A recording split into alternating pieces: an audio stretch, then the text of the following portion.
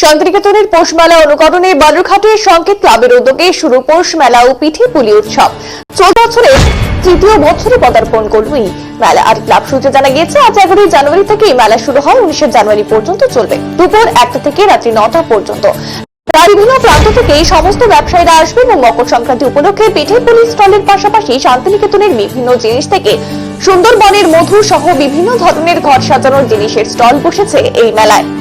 আর এই মেলাকে কেন্দ্র করে বিগত 2 বছর বালুরঘাট শহর সহ বিভিন্ন প্রান্তের মানুষ জমিয়েছিলেন। এবছরও তার ব্যতিক্রম হবে না বলে কর্তৃপক্ষের আশা।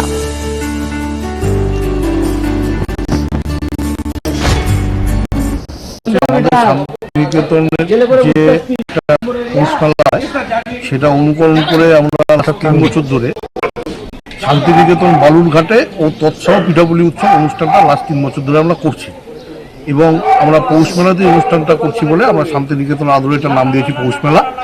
এটা আমাদের একটা আকর্ষণীয়, এটা শুধু বললে ভুল হবে, এটা পিঠাপুলি উৎসবও বটে। পৌষ মাসে আমরা যা সাধারণত আমাদের যে কালচার আর কি, সেই কালচারের মধ্যে আমরা পিঠাটা আমরা রাখি, সেই জন্য এটাকে পিঠাপুলি উৎসব বলি। স্টল মনে আমাদের প্রচুর স্টল, 70টা থেকে 72টা স্টল আছে, বাইরে থেকে 45-50টা স্টল আমাদের এসছে। আমাদের যেমন এখানে আমাদের মধ্যে উপস্থিত আছে আমাদের কাটুম কুটুম, যে অবনীন্দ্রনাথ ঠাকুরের যে শিল্পকলা কাটুম কুটুম, উনি শান্তিনিকেতন থেকে এসছেন।